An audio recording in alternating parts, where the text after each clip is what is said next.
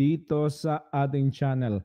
My name is Anthony, ang palagyan nyo na kasama sa ating mga sharing dito sa pag-aalaga natin ng ating RTL Chicken. Ngayong araw na to, ang pag-uusapan natin ay ang paano ba ang pag-order ng tama, pagbili ng ating mga RTL, ng mga pullets, at pag-aalaga ng ating RTL layers. No? Lahat ng yan pag-uusapan natin pagkatapos lang ng isang maikling intro.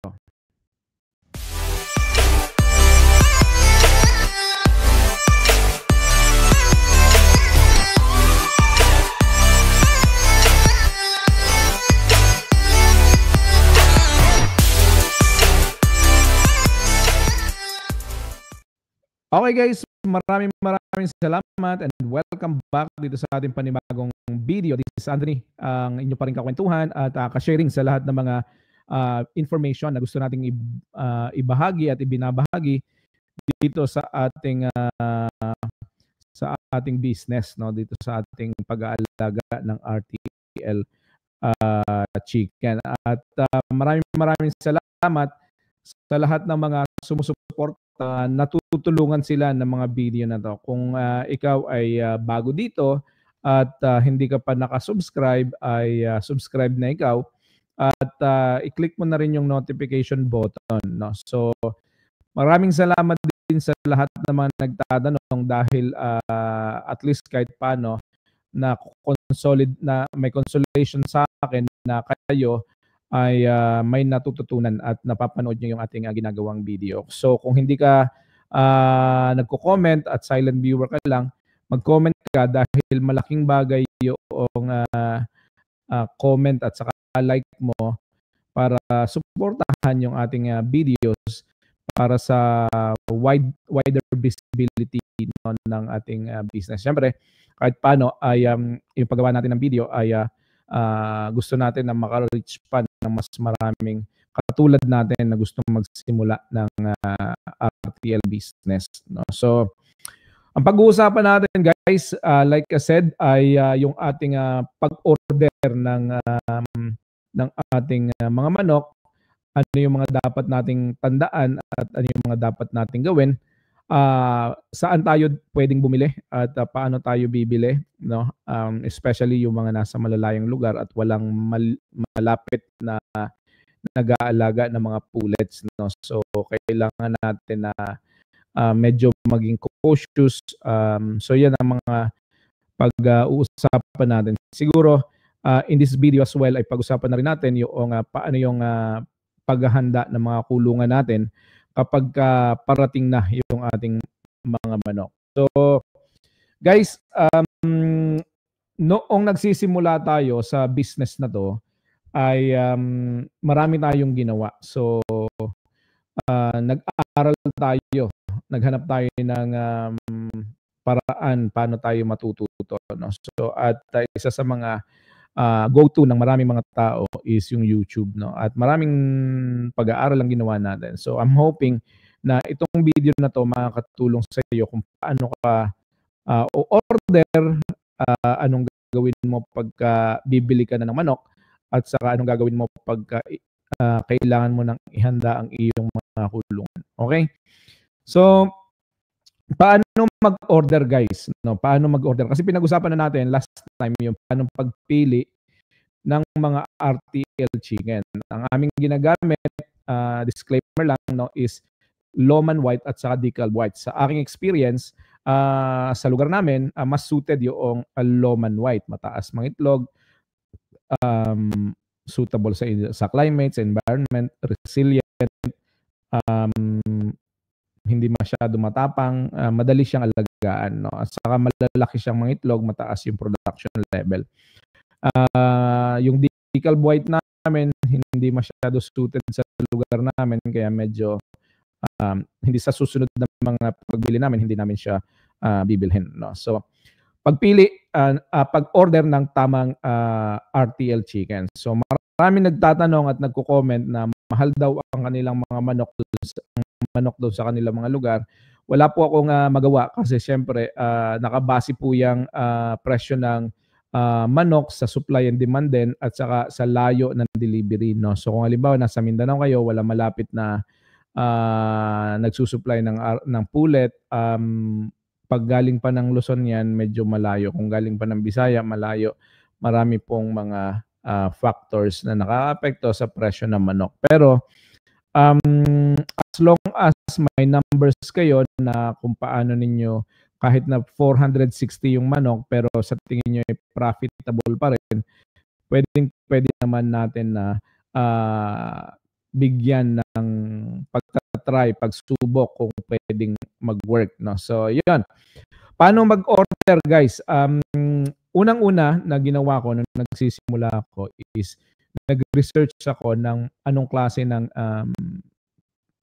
breed ang gusto ko. So Loman yun na pagdesisyonan namin. So paano pag-order? Naghanap ako ng local suppliers ng RTL chicken. Wala, no? Sa Oriental Mindoro wala akong kakilala na meron. Kung meron man akong nakita, hindi sila nagbebenta sa labas, kundi ginagamit din nila yung kanilang mga pullets para ikarga sa kanilang mga layer farms, no? So hindi ako nakabili ng local. So ang second step ko is hanap ako ng supplier sa labas ng probinsya.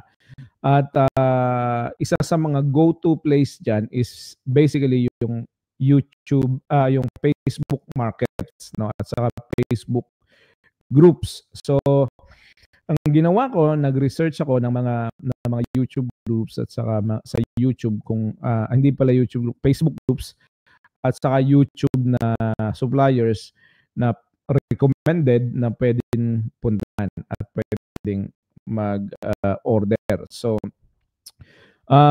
isa sa mga nakita ko na legit na pwedeng mag-supply ay si Mang Mag sa Pangasinan, no? Kaya lang, ang isa sa mga issues dyan is Tawid Mindoro, medyo malayo.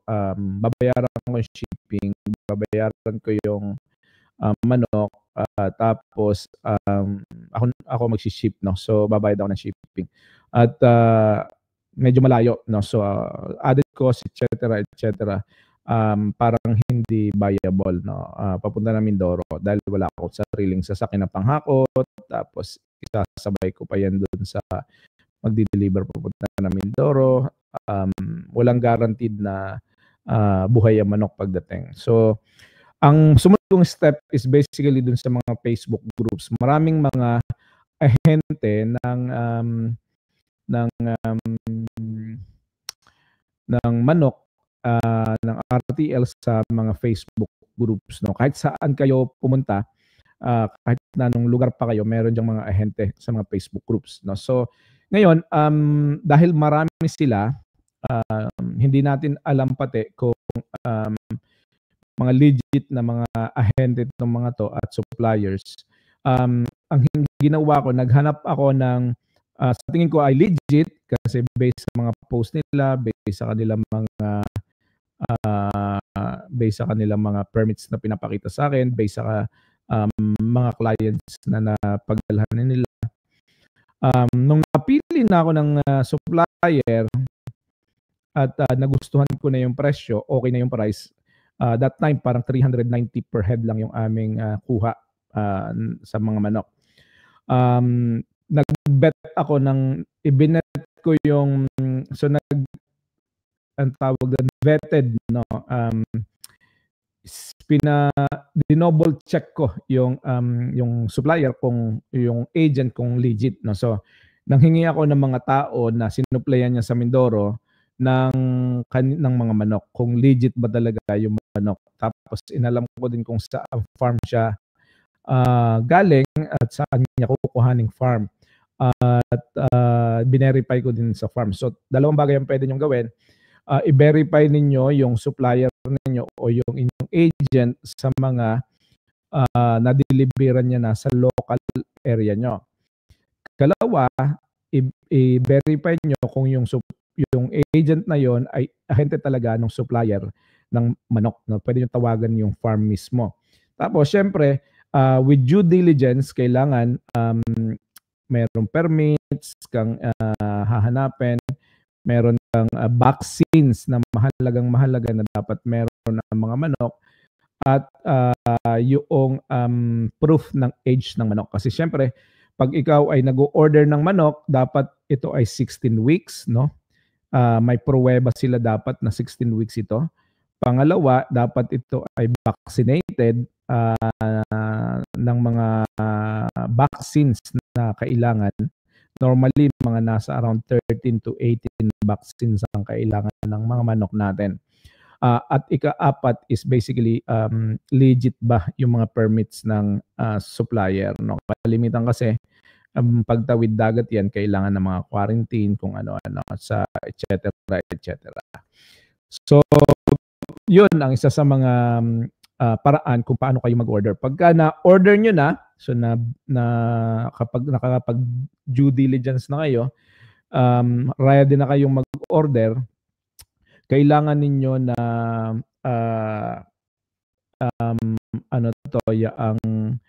alamin kung magkanong isa, tapos kung magkanong isa, dapat ang inyong ahente ay meron tinatawag na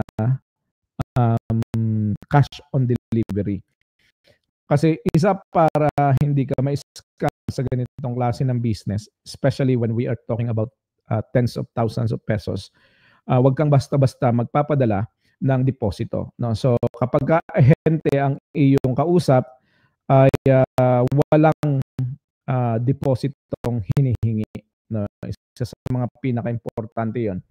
Kapag ka nanghingi ng deposito at ahente ito, red flag yon. No? So wag kang basta-basta magbibigay ng iyong pera kapag nanghihingi ng deposito.